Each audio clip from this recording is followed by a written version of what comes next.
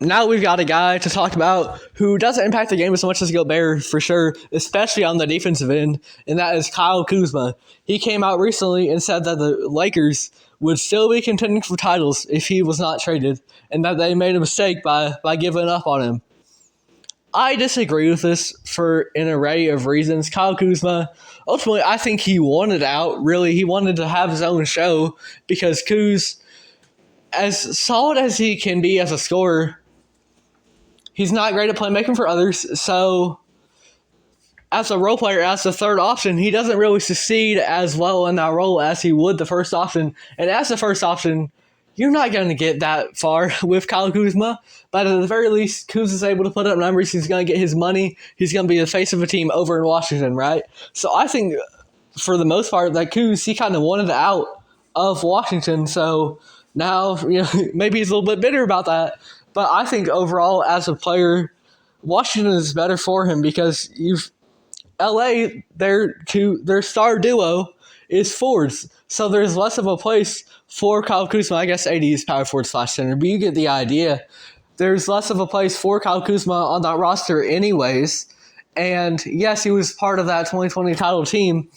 But in general, Kuz, I think what he brings to the table is widely replaceable. You can find a lot of scoring wings in the modern NBA, and they might not be the most efficient. They might not be the best playmakers for others. They might not be able to play well within a system that's designed to win a championship where they're, say, the third option, the fourth option, really a role player. Tobias Harris comes to mind, right? But that's what Kyle Kuzma was. So I don't think the Lakers would be in a different position if they had Kyle Kuzma. And I think their roster right now, it's on paper set up as good as it has been since that title run, because the year after that the year after that it's set up the best it has been since the year after that, because the Dennis Schroeder Montrezl Harrell experiment, I was excited for that. I thought it was going to be a lot better than it was, because those are the top two six men of the year before, and then they come to LA and they're just marred by injuries. They end up being a 7 seed. LeBron lost in the first round for the first time in his career. But other than that, this LA roster, I think, has been the best fit in terms of players and play style since that championship run. And that's because you've got a backcourt that can be complementary to the star duo in LeBron James and AD. D'Lo, I like him a lot as a third option. I think really he could be a very good piece on a lot of teams. His defense obviously isn't the greatest, but he's a great offensive engine.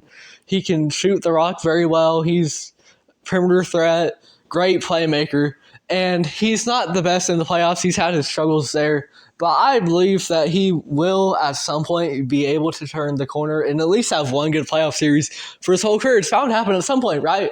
Because D'Lo, he's a guy that has been able to show up in clutch moments before the lights, when it's not the playoffs, aren't too bright. Like, I remember, I'm a Minnesota Timberwolves fan. Just the other year, it was against Philly, I believe.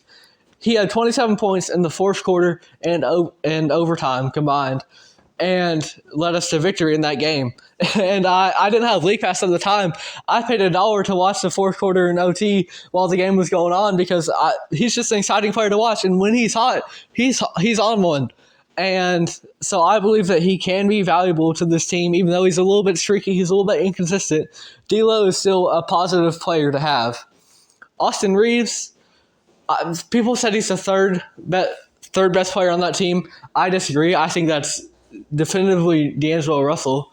However, if people are having conversations about that, then you're doing something right.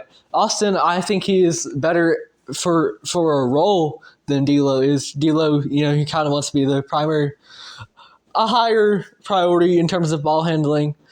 Austin Reeves plays his role a little bit more. He can play more off ball. He has his moments defensively more than D'Angelo Russell does. I still don't consider him to be much of a defender, but he can have moments where he's pretty solid. He's a good hustle player and a good lunch pail guy to have in the locker room. Rui Hachimura, I think on a championship team, Rui Hachimura is a more impactful player than Kyle Kuzma is. because Rui can be a really good play finisher. He's athletic, and his counting stats aren't going to be as much as a guy like Kuz, but Kyle Kuzma demands the ball in his hands more. Rui Hachimura can play more off ball. He can play solid defense.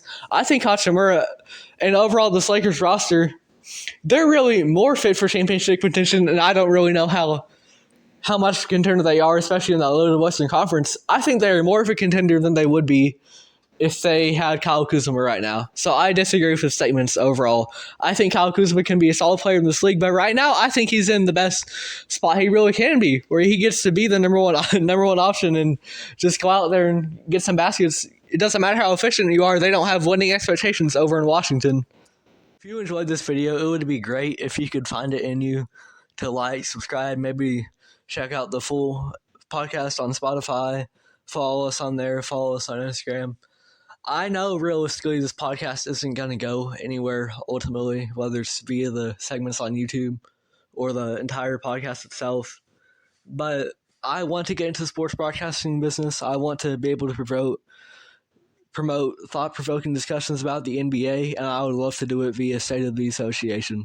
Thank you if you made it all the way through.